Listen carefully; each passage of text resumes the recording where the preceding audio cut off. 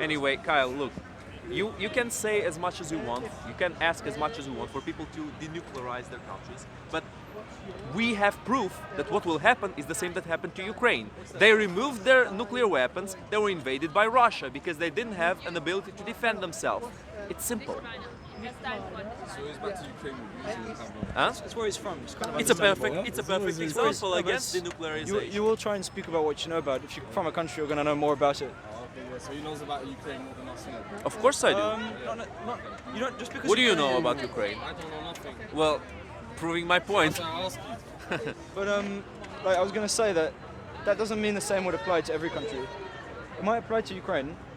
Doesn't necessarily mean it would apply to Britain or to another country. I agree with that, Clark. Okay, sure. You seriously think that if the US says, okay, no more nuclear weapons, we don't have any more nuclear weapons, everything is gonna remain the same?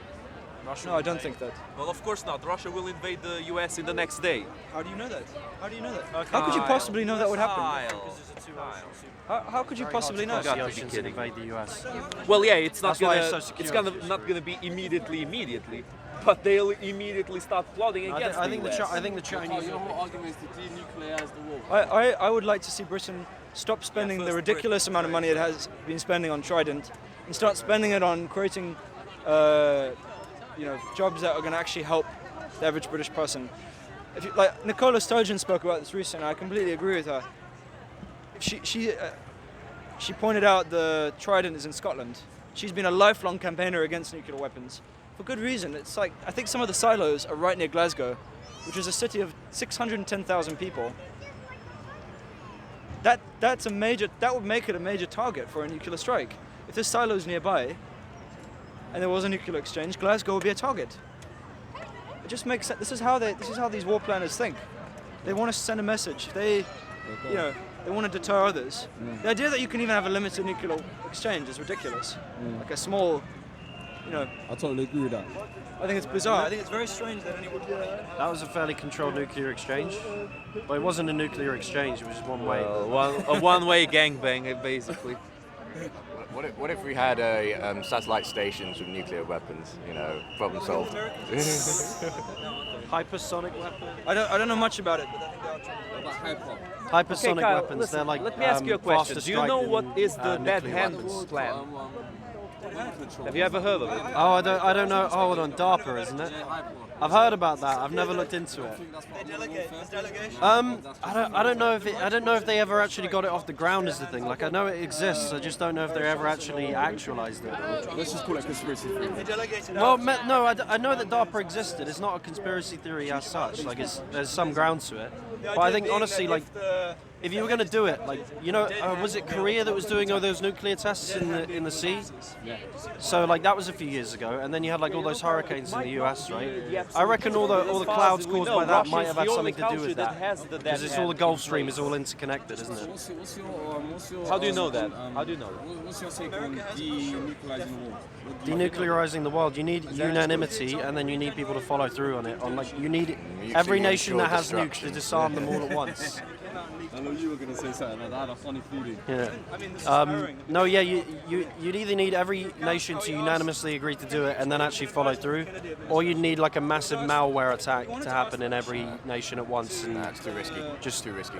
diffuse them with AI or something. Very, very secret. They could- So maybe in the All it future, takes whenever is AI one gets country advanced. not to get rid of its nukes and they're the top boss. Everyone else is like, fuck that, I'm keeping my nukes. How many people would die if there Yeah. was an attack? There was You got nukes, and you're telling me to get rid of nukes, but I'm going to keep my nukes. Yeah. Come on, that don't really... And there's the the other thing is Don't insult our intelligence. the other thing is every nation that does have nukes has them in like thousands, and they're all of a different like generation. You got hydrogen bombs, you got atom bombs, you got straight nukes. I imagine different elements of I think the most plutonium, destructive plutonium. nuke ever created was in the Soviet Union, which apparently could completely obliterate a single state, within an instant. because it was created was that. Well, technically, you can obliterate any state if you just bomb like their No, but I meant their the government. explosion. Kyle, again, literally maybe it was would be some- better there's some if that the you nuclear just- weapons were never invented, but we have them now. Penetrate, And you save your life. need to think realistically how to deal with them. are so ahead of And them. saying we should just Right. leave nuclear weapons behind I think they've is got not a plan B, functional plan C, answer. plan- Right, yeah, Again, that's what I'm because saying. Like, what will happen is the same if they thing can happened move the in power Belarus center and to in somewhere else, Ukraine. then they will. Especially in Ukraine. If Washington D.C. has like a second Well, exactly. city And that you they can't can just move say, to, like okay, New York, denuclearize, that's you it. can nuke Washington all you How want. do we know they haven't already got that in the conditions you can? How do we know? That's what I'm saying. That's how do we know they've Yeah. already got that planned out? And that's what I like tend to think Well, I mean, what is it? Trump Towers in Brooklyn, isn't it, or of. U.S.? I've heard about something about Trump Towers. So yeah, if they tried to do it during Trump's presidency and they were successful, you could just move there. And he's got enough money to develop it as a property, so he could have like his own little boardroom and stuff. One thing you could do, for example, is create a treaty that declares the Middle East a nuclear-free zone. That would be a brilliant step forward, in my opinion. why the Middle East? The Middle East is the most unstable part of the world, and it would be the most dangerous place for nuclear weapons to exist, as they do in Israel already.